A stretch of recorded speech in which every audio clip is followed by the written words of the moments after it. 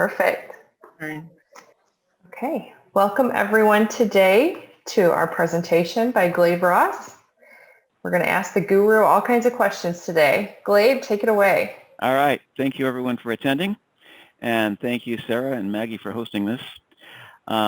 We'll proceed similarly to as we did last time, I think. For any of you who were here last time, I welcome you to ask questions in either of two ways that you prefer.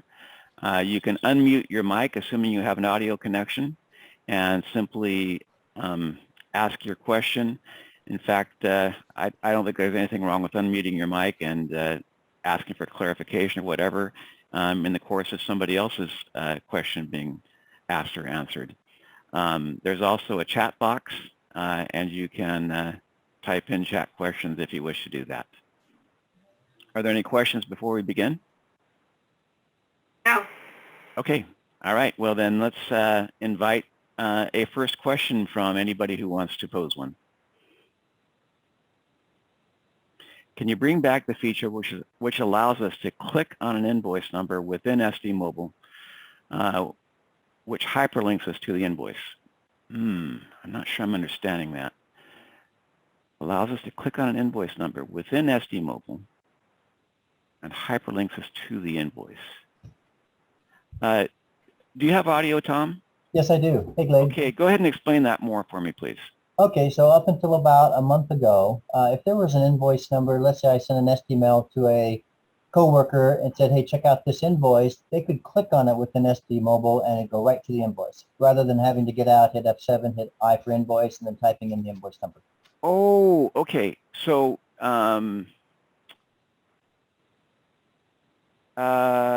shoot. So you're talking about within SD Mobile, you can click. Oh, I'm sorry. Glade, I apologize. I should have said SD mail. I apologize. Okay, that makes more sorry. sense. Okay. If I broke that, yeah, I'll fix it. Sorry that I broke it. Or actually, it might already be fixed. There was an issue. I think it's already fixed. I'm planning on a release in the morning. That release will have a lot of recent fixes in it.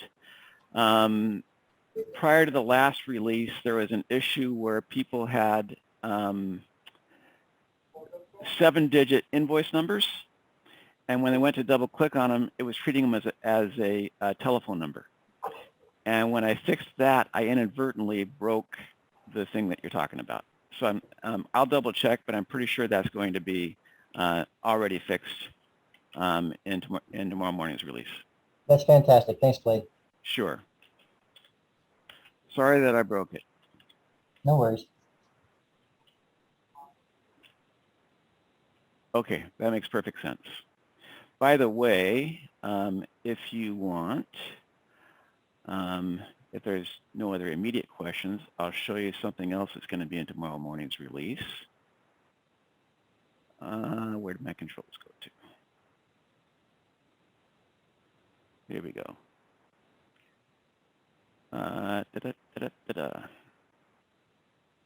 Okay, let me show this to you. Our larger clients, like Tom, have so many technicians that they end up having to reuse some of the colors, if not all the colors. There's only 18 different colors. And sometimes that makes it tough in the dispatch map to distinguish one text lines from another. So we now have a system where you can distinguish different styles of lines for different texts. And the way that's set up is in the settings form. If you click on a technician's name, you can specify right here what line style you want for him. And you'll see the line style that's picked here. And we also now show you an example of the color here that you picked for the technician. And in fact, you can now see the full layout of colors here instead of just descriptions of them. And I'll mention as an aside here, quite a few times we've been asked to offer more colors. We have not been able to figure out any colors that are readily distinguishable from each of the ones we already have and which contrast nicely against a white background. Now that we're providing you with an actual image of the 18 color selection here, If any of you come up with a different color that qualifies as readily distinguishable from the ones we already have, and which contrast nicely against a white background, we'll be happy to add them to the list. Any questions on that? All right. Next question, please. Hi, David.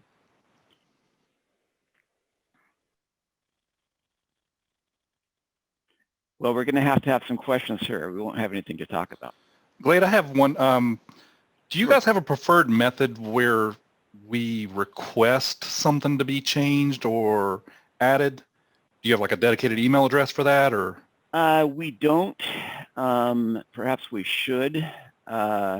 We did at one time have a place on our website for that. I think that's gone away. The typical pattern is to make a request to the support department. And the support department may know of a solution to what you're requesting that you don't know about and steer you in that direction. That's actually quite common. I'm trying to think the best way to express this.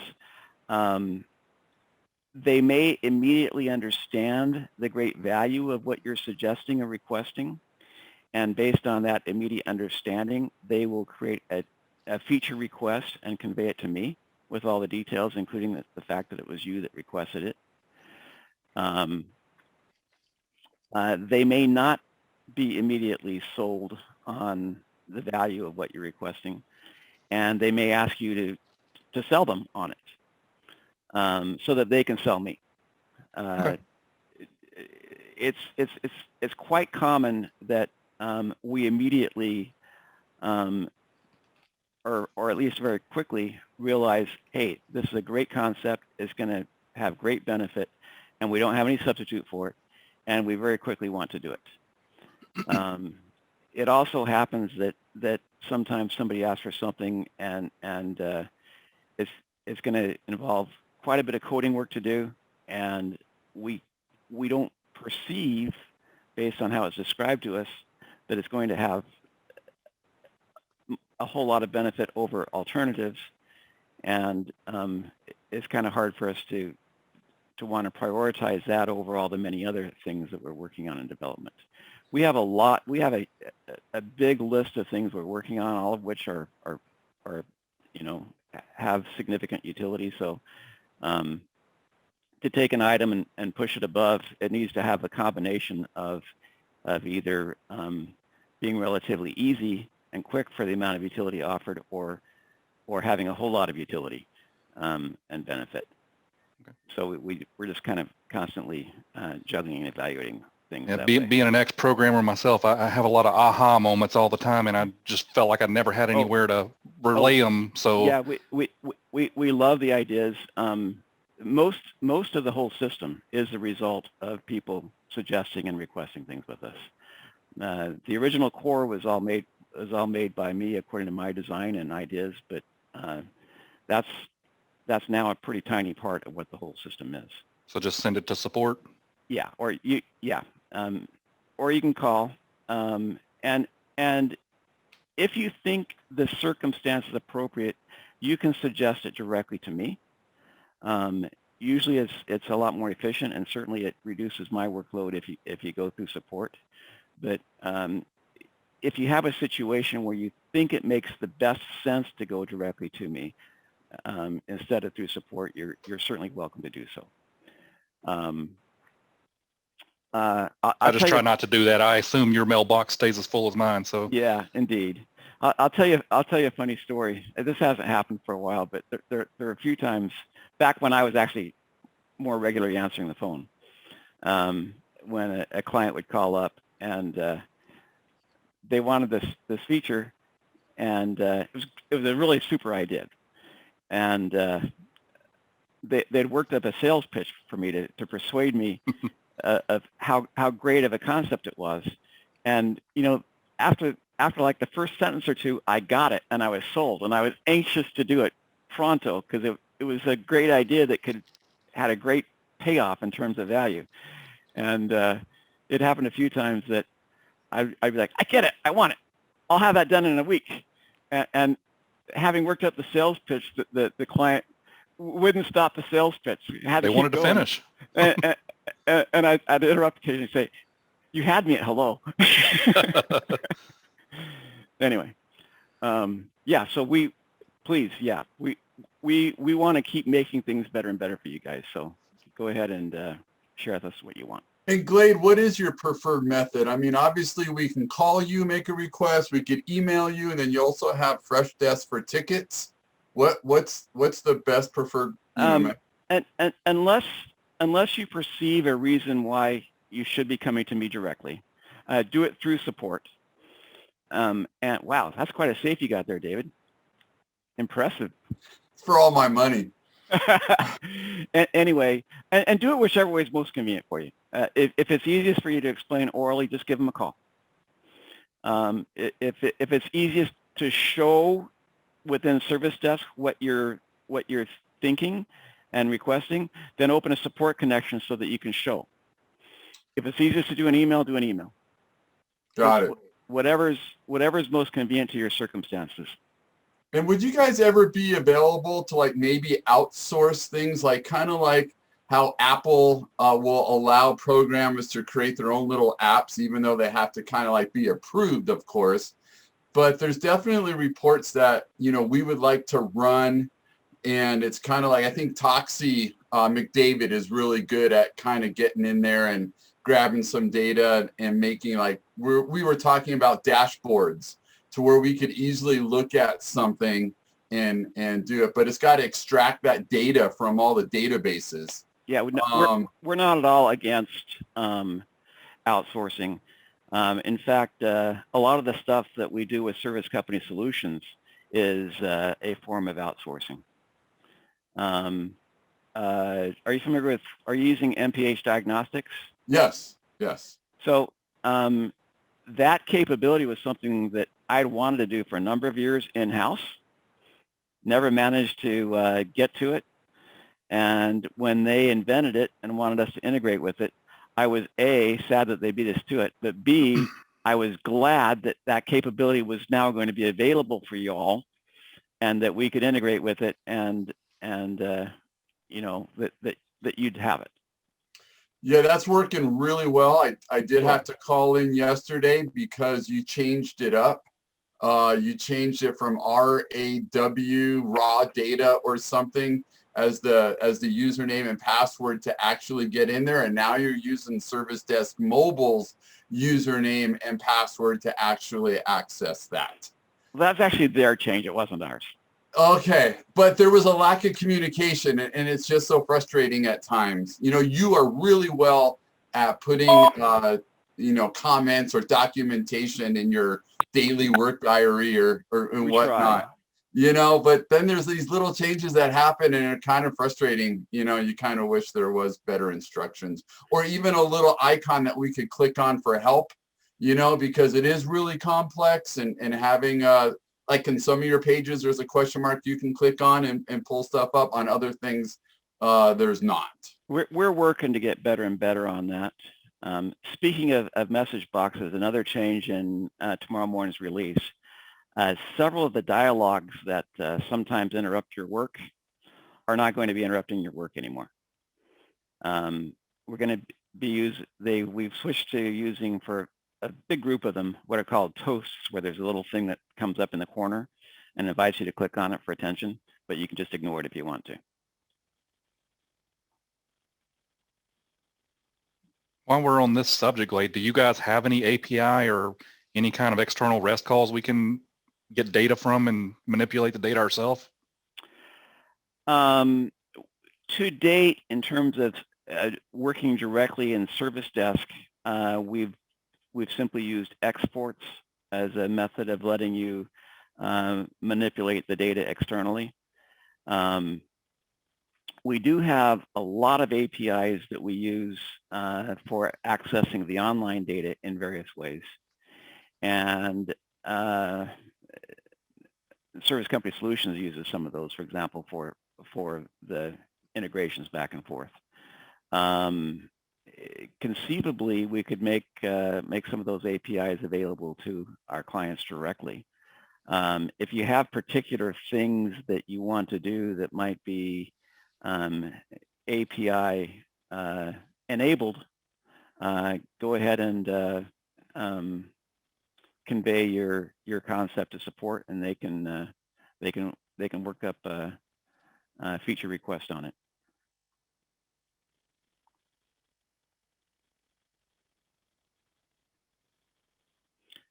Okay, are you still working to make a new SD in a new operating system, something that would interface with Google Maps instead of the current map?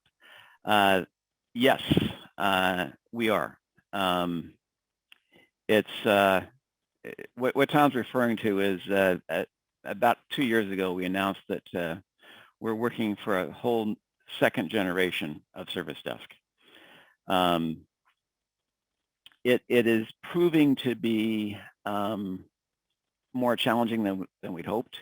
We've gone down a few different paths on it, and we just had a long meeting yesterday, me and the rest of the development team, regarding an alternate path to what we've tried that might be a shorter and quicker one. That's part of the answer to your question, Tom. As to having actual live Google Maps in the background of the dispatch map, which I think is part of your question, I don't think we're going to end up doing that specifically by reason of the fact that when you bring a Google Maps canvas, a live Google Maps canvas into your application, which is quite easy to do, that then becomes the front of the layers on your screen. And any click that you do on that is then managed by that Google Map canvas. And that Google Map canvas does not provide the wide array of reactions, click, right click, control right click, drag and drop, so on, that we can do on a Windows canvas. And I think I don't think it'd be possible, therefore, to use a live Google canvas and have all the intense and powerful interactivity that we have on top of a Windows canvas. What I do plan to do, I should say what we and the rest of the development team plan to do, is change the static background in the dispatch map from the one that we manually draw to one that we basically copy an image from a source like Google Maps. We're probably going to use a different source than Google Maps, but one that has a very nice graphic layout to it. So it looks more like a graphical interface versus the one we have now. And that will be optional, because I think some people are going to prefer to keep the relatively plain background that we draw, because it's potentially less distractive from the actual work that you want to see on the face of your dispatch map. Does that make sense? I see. Thank you for shaking your head up and down, David. Yeah, no, that sounds awesome, actually. Really awesome. Is there a timetable for this new software? I'm sorry? Is there a timetable? Say it again. Is there a timetable for deployment of this new software? I think we'll have the option for a graphic background in probably the next couple of months. In terms of a completely second generation SD mobile, that's still going to be probably at least a couple of years away. We are, however, we've recently found a path that we believe will allow us to put a what's the expression we're using? Basically, a more modern look. There's an expression for it in the current ServiceDesk, and we may have that out quite shortly. Mindy. Hi, Mindy. When CyberOffice is live, do we have to do anything to activate the online bill pay feature? No. I don't know how many of you are familiar with the fact that we came out with the online bill pay feature a few months back. No, that's just a standard part of CyberOffice. You do need to have an account with TSYS because that's the only credit card processor that we made it work with. But no, just you should be able to just use it. From Tristan, from J&M. Hi, Tristan. Is there any way to fix the Shift F8 parts process receive shipment to match the sell for price from F8 for non-high volume clients? Okay, let me think about this question for a minute. All right, so Shift F8. I remind myself what Shift F8 is.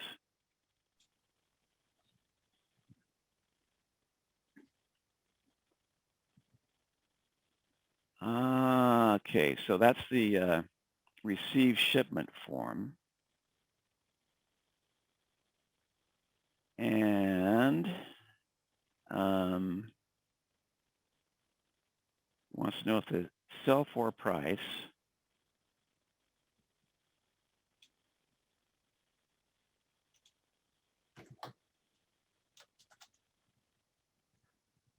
I'm going to have to give, I think the answer is yes.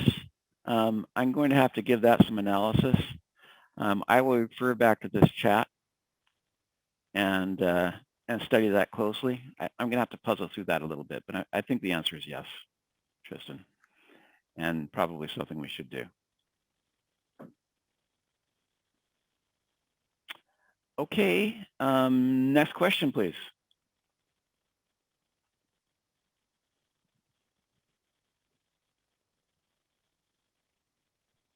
All right, somebody's got to ask a question here. Oh, I'll ask a question. Hey, all right, David. Hey, so as you know, thanks for having a camera on yourself, by the way. I like to see you.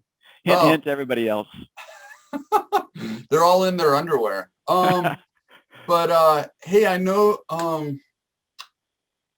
Facebook. So you know we have like an unofficial ServiceDesk Facebook group that we kind of all talk about just different things. So I hope you're okay with that.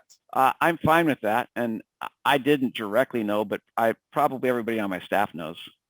Okay, yeah. When certain things pop up, and I kind of actually did post that whole thing about the MPH and the change there as far as password. You know, that's great. If you guys use that to help yourselves out, that's wonderful. We just as an aside, 3 times we tried to have a chat room, a Rossware chat room for essentially that purpose, and it never worked out all 3 times. So having a Facebook group is great. Cool.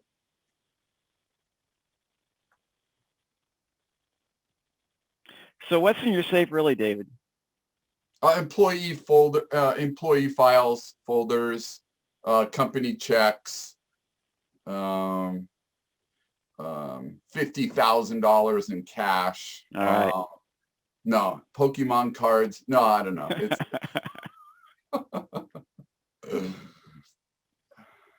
all right. Next question, please.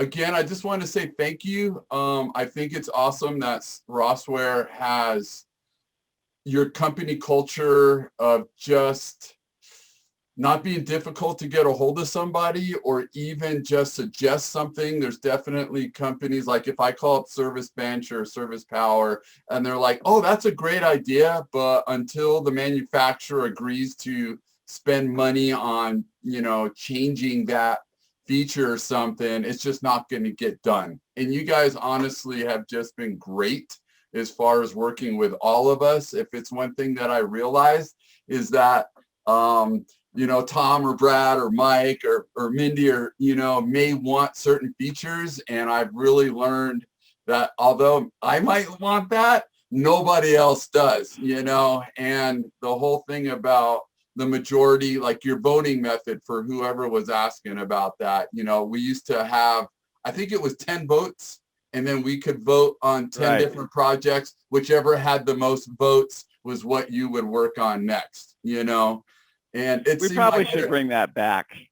it was kind of cool. But what you Yeah. begin to realize is that I don't know what your numbers are as far as the amount of users with like 1 to 3 texts, and then 4 to 7 texts, and then you got people like Tom in Phoenix, Arizona, or even Daniel, my friend Daniel in Bakersfield, where they got 40 plus texts. Yeah, I don't even know what it's like when those guys come to you, because I'm going to say whatever they need is probably pretty important, and they're a big contributor to your paycheck, type of a thing. But just thank you for even the little things that we kind of throw at you. I really thank you for expressing that. We feel great gratitude towards you guys. You guys are what make it possible for us to do what we love to do, and we're genuinely driven in a desire to help you. And by the way, to the others here, David has been one of many fantastic sources for really good suggestions and requests. He tends to come up with one good suggestion or request after another. I bet we've probably fulfilled over the years at least 15 or 20 of yours specifically, I think. Yeah, no, it's been great. The last one I kind of wanted is just because that we're all working remote, was that when you clocked out of your last job, that it had happy faces, that just to say, how was your day? And then so you have in mobile, you kind of have a like pulse on your text, because sometimes you don't get to see your texts anymore, right. Unless there's a problem. So the thought was, a happy or a sad face. The second question was, what was your hardest job today, and what could we have done to make it easier for you? Nice. Okay, so that was just a thought, that I came up with. Again, just to know what your texts are feeling out there. Last thing you don't want your text to quit and then go somewhere else. You have so much time and money invested in that tech. How nice it would be for him to say, it just seems as though the CSRs are overloading my schedule, or, hey, it would have been nice for me to have my own Cabrio bearing tool, because I went out and did a Cabrio washer bearing, and the parts department tagged the bearing for me, but it didn't tag the tool, so, something of that nature, to where there's a communication, whatnot, would be kind of nice. That was a thought. I like it. Are your techs using mostly Windows or mostly iOS? Okay. Yeah. I'm guessing that that request probably went through to our iOS developer. Yeah. We're now at the point where it's only about probably 30% of the technicians are using the Windows version. So we're really prioritizing new features on the mobile side, where most of the techs are, which is the iOS and Android. So that's Stephen is our developer on that side, and he probably has that on his list, I imagine. I like that idea a lot. That's great. Hey, Glade? Yeah. At least on the iOS, that's what we mostly use here for the mobile. Is there a way to get it to where when the texts go into their pick list for the day, that the parts that they show already in their possession that can be a different color, that way so they know what they need to definitely come by the shop and get? There positively should be. I don't think it works that way now. It just shows what their pick list for the day is, but it doesn't distinguish what they already have and what they need to come get. I know that seems trivial, and we got to baby these guys, but it's not trivial at all. It happens. My reason for giggling is Stephen, who's now actually joined our operation full time. We were employing him as an outside resource. I'm telling you, he's a genius, and he's incredibly dedicated. Works long hours, but we keep finding things that we thought he put everything into his product that was already in the Windows product, and we keep finding things that he didn't realize he left out, and this is evidently one of them. I'm making a note right now. Yeah, I'm almost positive it doesn't do that. I don't doubt you. And is there a possibility of making that like a requirement? Like the guys have to verify that they go through that list? They know that every morning the first thing they do is physically touch each thing on their list, but you know how it goes. Halfway through the day, the tech calls, I thought I had this, but I don't have it. Exactly. And today I had another tech take another tech's part. And I go, dude, why'd you take that? It wasn't even on your list. Oh, I don't look at that. So that's why I was wondering if perhaps there couldn't be something in place to where they're required to verify that they have all their parts in their possession before they start their day. Well, this is another thing that I don't know if Stephen has put it in his product, but in Windows, and if not, it will be put there. But in the Windows version, there is provision for the technician to check off whether he actually has items with him or not. To actually check off and have the symbol or scan. change. Yeah, they can scan them in as well. Yeah, right. Exactly. And if that's not in the iOS Android version, we will get it added. By the way, Stephen does not mind direct communication to him regarding issues you have or requests to please hurry up addition of this or that in his product. And if you want, you can email him. It's Stephen with a PH at nexussoft.com. NEXUSOFT.com. Got it. We're going to be getting him a Rossware email address, but that's his independent email address. Yeah, at least he's always in the past seemed to welcome direct communications. We're trying to make a suggestion of the icon for like order the parts from the office or from the truck, and the guys were like clicking on the wrong one. It's a misleading icon. Yeah, exactly. Yeah, go ahead and make a suggestion for a better icon, because we don't want to mislead technicians. We were having a development meeting yesterday, and working on the new skin. That's the word I was looking for. Skin, a new skin for ServiceDesk. Stephen had actually worked up a proposed new skin, and the buttons have icons on them in his proposed new skin. And I explained, yeah, you know what? I could have used icons all this time, but icons are hard. I just go on to the next thing and I avoid the icons.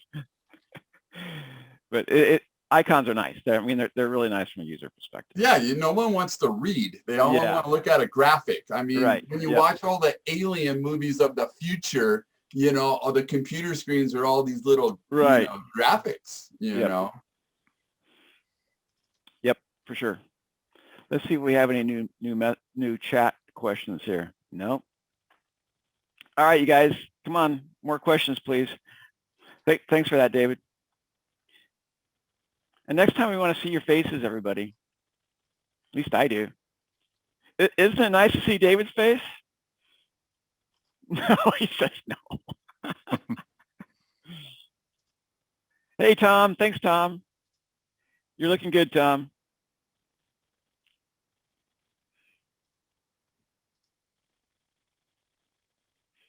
Okay. Come on. Any questions, you guys? Let's see. What time is it? We still got 25 minutes. I gotta say, Glade, I'm really fighting, and it seems like, I don't know what happened, but we are on the server, and our label makers get redirected, and it just seems like I'm always fighting labels for some reason. I don't know. I forget. I think I may have been talking to Kenton, and or maybe it was Adam, really kind of working on understanding a little bit more of printer redirections.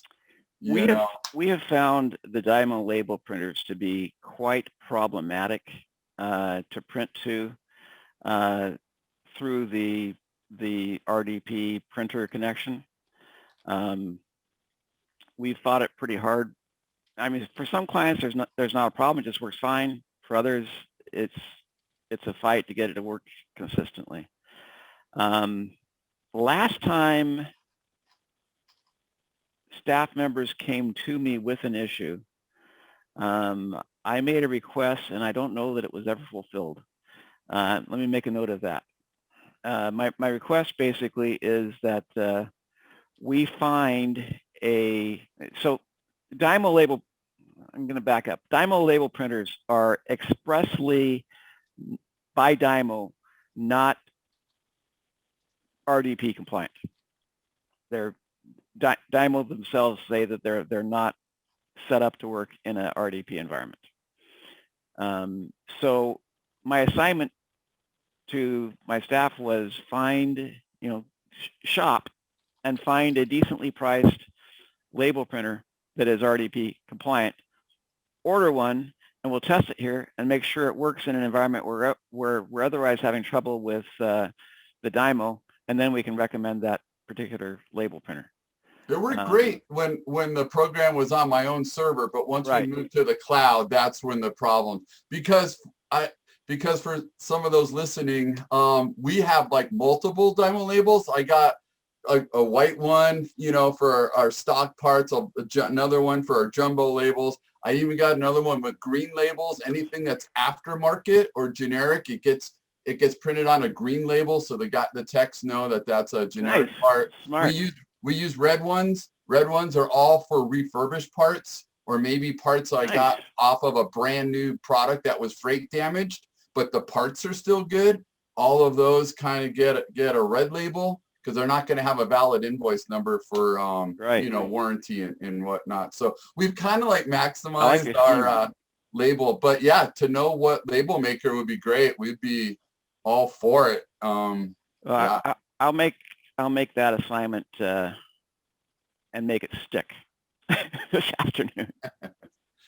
Because that's really something we need to do. And I saw someone in the chat talk about credit cards. We were trying to get the virtual terminal to work as a standalone system on the computer. So I got that mini Genius. I was able to plug it in, and I got Kenton, I think, the software, the IBM software for you guys to actually download and the link to it and all. And so TSYS does recognize the reader, okay, right here. Okay, the problem is that when I'm running the virtual terminal, it's, even though the Genius software recognized the USB connection, the virtual terminal keeps scanning and scanning and scanning and scanning, looking for that device, and it never finds it. Let me check with Kenton on that.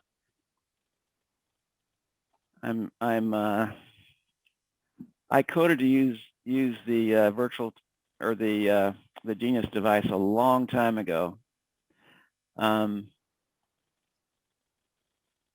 I'm not remembering off the top of my head exactly how the communication works. I'm gonna have to check into that. And I think it's something you updated last month, but it still did not recognize the mini Genius right here. So I'll check on that and get back with you. Cool. Okay. I think we've got some more questions here in chat. Credit card reader Bluetooth for ISO. Ooh, chat window just changed. Go up here. This is from Bob Schwartz. Nope. Wait. Yes. Credit card reader Bluetooth 80% of our calls are credit card.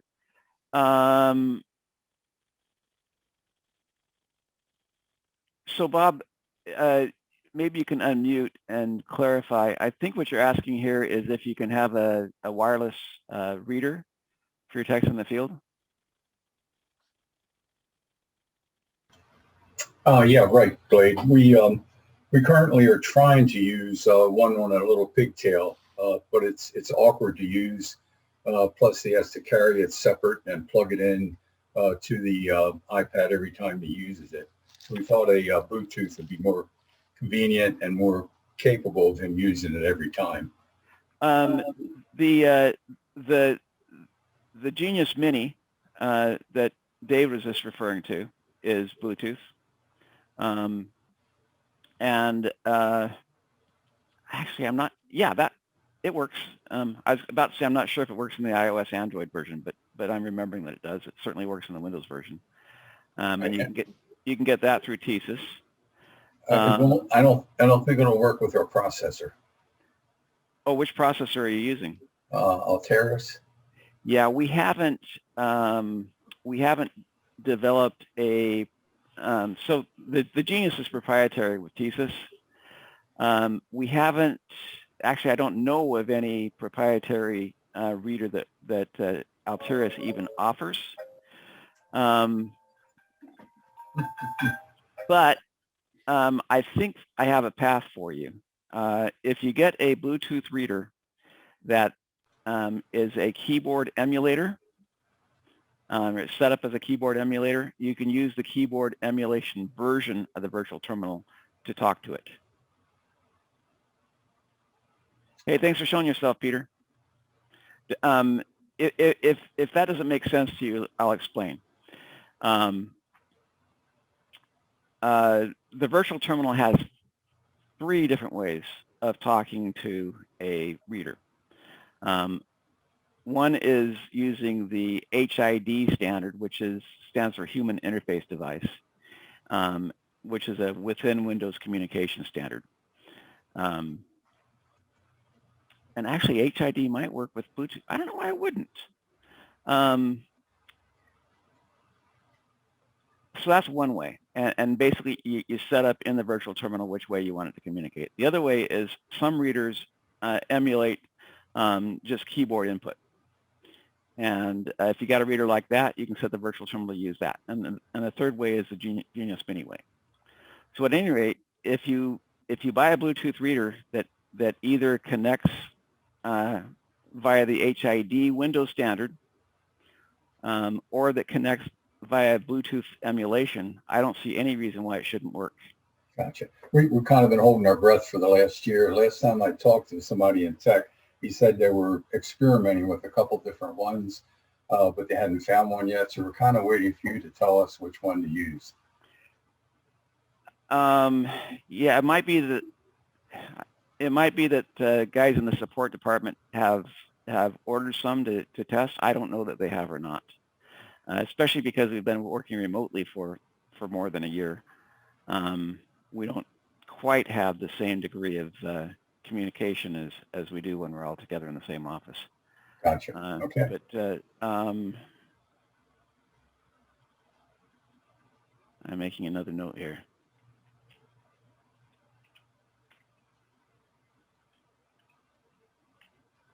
It doesn't seem to me like Bluetooth should be a problem as long as it communicates the same standards. Gotcha. Okay, from Heather. Hi, Heather. The technician pictures in the confirmation emails and SMS. When will our new pictures be uploaded? They are not uploading right now. Heather, I don't know the answer for that as to why they're not uploading, but I suggest you go to support so that they can troubleshoot that for you. I'm thinking here, I'm reaching back into my memory.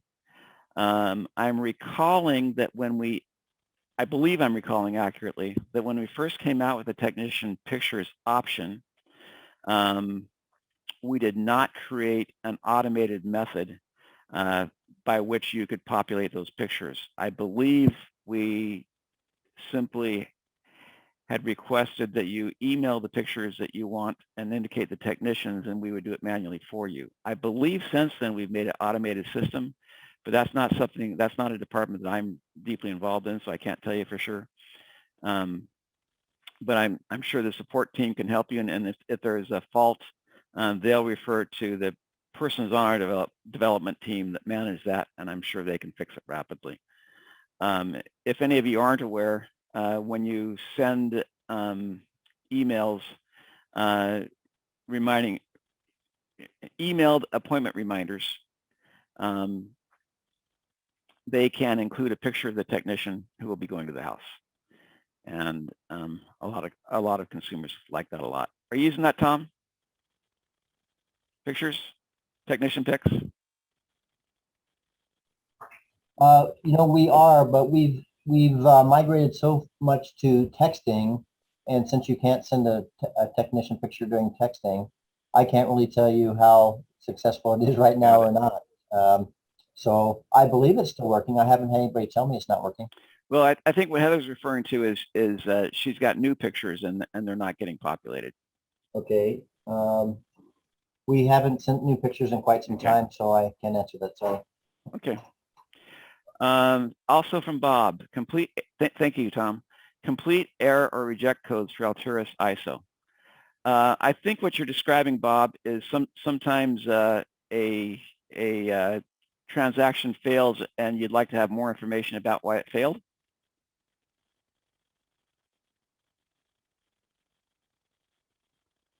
Well, Bob, are your texts using? I'm sorry, Glade, I had to grab a call. Okay. When we were using the other one, T-Syst, I mean, every problem we have with it would come up and give us a description of the problem. Now with Alturas, it just gives us a call in, or it gives a really encrypted long line of characters, but doesn't tell us what's wrong with the credit card.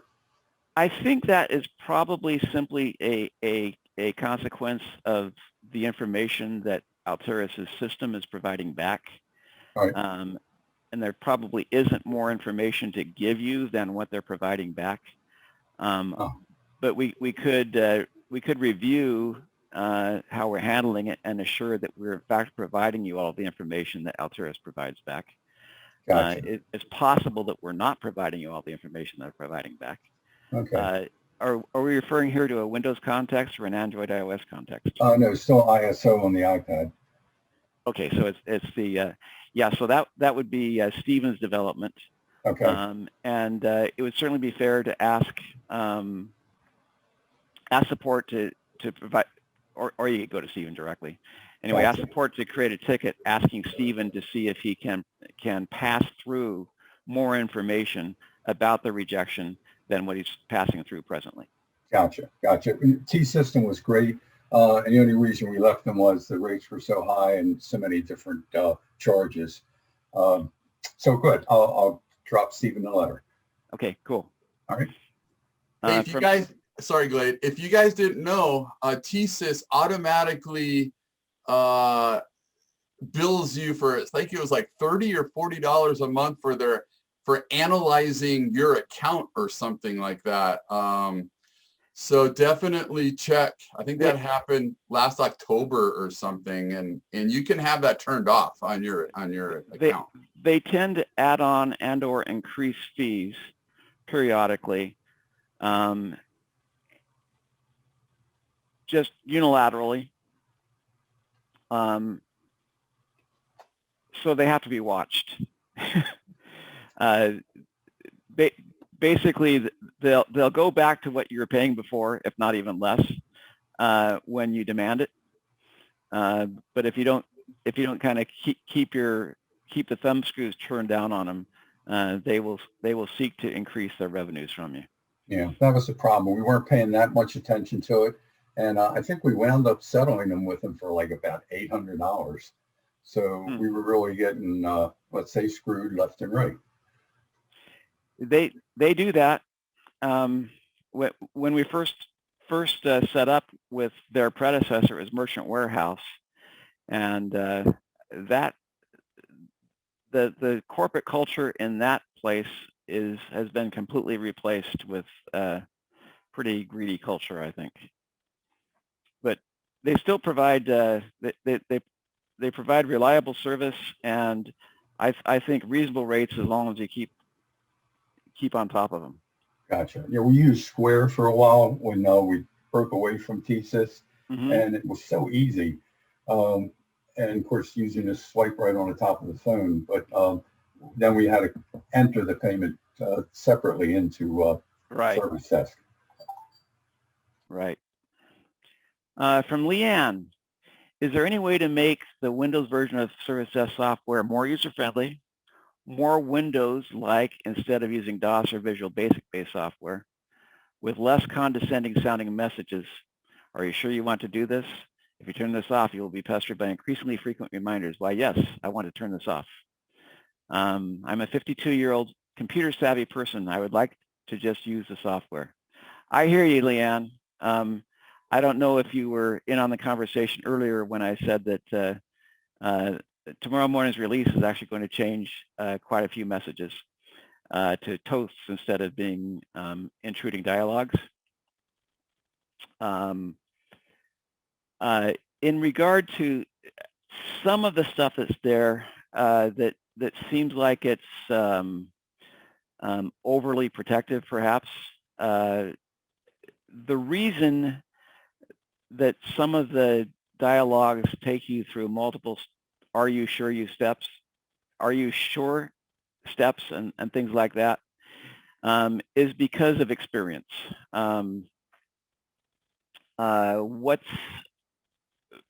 Those all are in consequence of the fact that clients have had users do stuff that put them in a bad way, and they came to us and we felt bad that the user had made this bad decision, and so we tried to make the software more carefully guard against the user making a bad decision.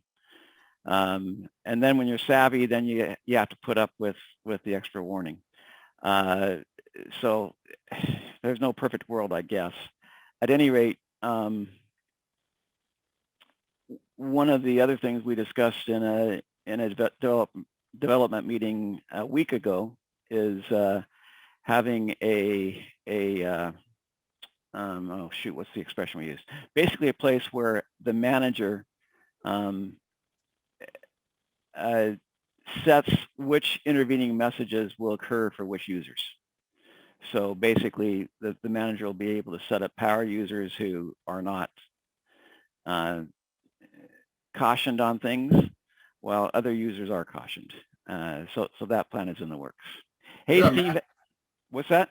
You could give a manager also like the ability to let that person have a little box that says, show this message again, or do not show this message again. Yes.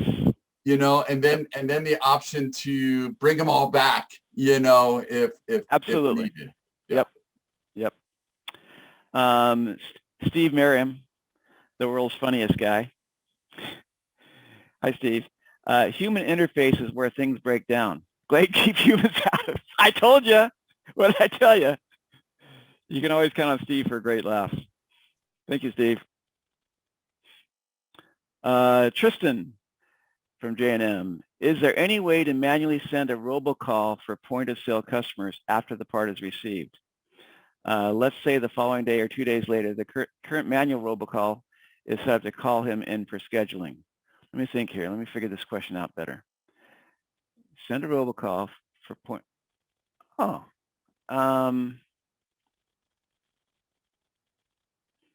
Okay, when you check in a part, you will get the invitation to send a communication indicating that the part is in. And I believe that should happen on POS part sales just the same as it does on job record connected sales. If I'm wrong on that, I can fix it. But I think what you're requesting is to be able to initiate a robocall outside of where the parts guy has just checked in a part. Is that accurate, Tristan? Yeah, that's accurate. Okay. Let me think. I'm going to go into a job record in ServiceDesk. I could share my screen real fast, but I'm not that fast at sharing it. I think it does it on F8, but I don't know if it does it on Shift F8. How do you guys check in your parts, Tristan, on the F8 or Shift F8?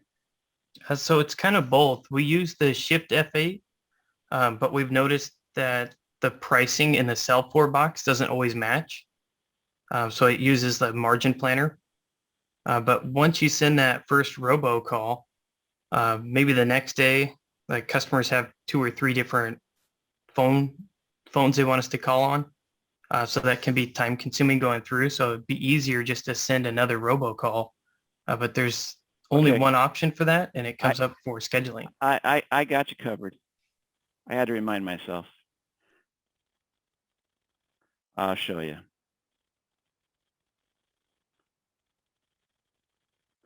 So in a job record, if you right click on the scheduling button, you get this dialog to request scheduling with the customer. Oh shoot, but this is, oh, you're requesting scheduling, so that's not going to fit for a POS situation. Okay, I gotcha. So we need to make it, and actually, okay, you ordered a part, so you're going to have a job record. So you need to have the communication configured for, hey, your part's in, you can come in and get it, rather than configured to say, hey, your part's in, please schedule your next visit. Makes perfect sense.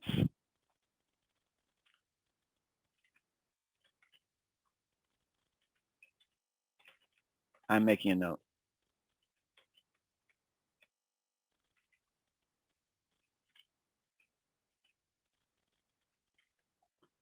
I got that right, Tristan? Yes, sir. Okay, good. My note says make option and contact customer to schedule for it to be POS customer, please pick up. Okay, that actually makes really good sense. Okay, let's see. Stop share. All right. Let's see if we got any more questions here. From Tim. Hi, Tim. Ho, Glade. Any chance there is a way to have email addresses stored or tied to QE to email job info to major manufacturer dealers instead of having to type emails in all the time? So Tim, I think what you're probably referring to here is a high volume client who's got a quick entry template requests information on a job, and you're needing to respond with information about that job. Is that accurate? Yeah, they'll check in on a customer, but they want email records. So we usually go to print the form, but you end up typing in their email address every time. And sometimes they're longer, so you misspell it. But if it's someone you're doing it to all the time, is there somewhere to make like a Rolodex almost? I'm thinking. So let's say we're looking at, oh, I got to bring you back to share this. Let's say you're looking at this job dispatched by Assurant, and Assurant wants to know details about this job. We go to print options, and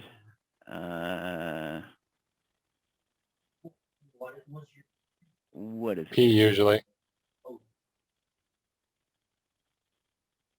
Up top, P usually is what we do.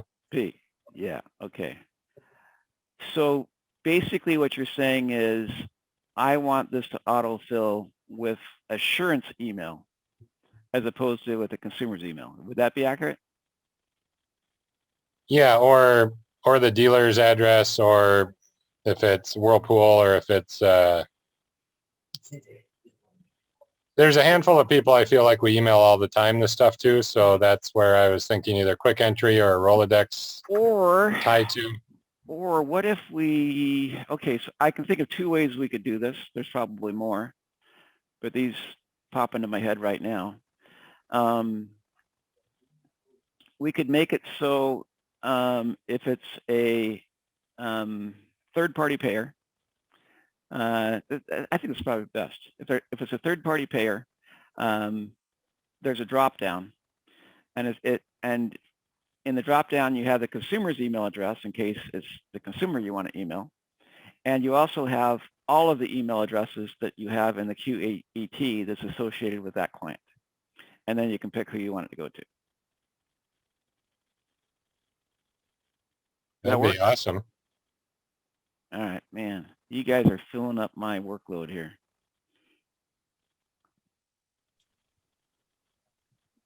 Okay.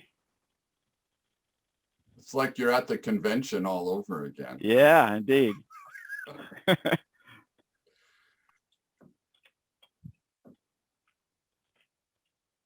Only Mike Basish isn't doing the notes for me.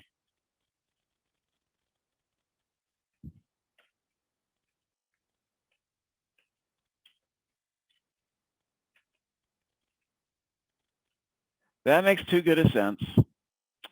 Every now and then I lament that a suggestion makes such good sense that I have to do it. Thanks a lot, Tim. Thank you, Glade. Okay. We are officially out of time. I can stay longer. If you guys want to stay longer, we have filled the official time. What do you say? Well, I thank all of you for your participation. Tim, I like your picture of the lonely repairman. You know, you're more handsome than he is. A little taller too. Yeah, I'll say. Yeah, for any of you who don't know, Tim is one of those guys that makes me feel funny when I'm standing next to him because I'm not used to looking up. You might as well tell them where we met then, Glade. So. We met in a bathroom. In Charlotte, yeah. Yeah. Standing side by side at urinals, I think, or something like that. Something like that. So. Yeah. Mm-hmm.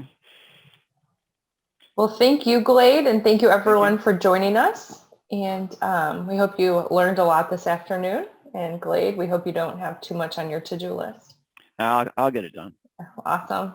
Thanks, We'll everybody. see you guys Have a next great time. day. Have a great weekend. Thank you. Thank you.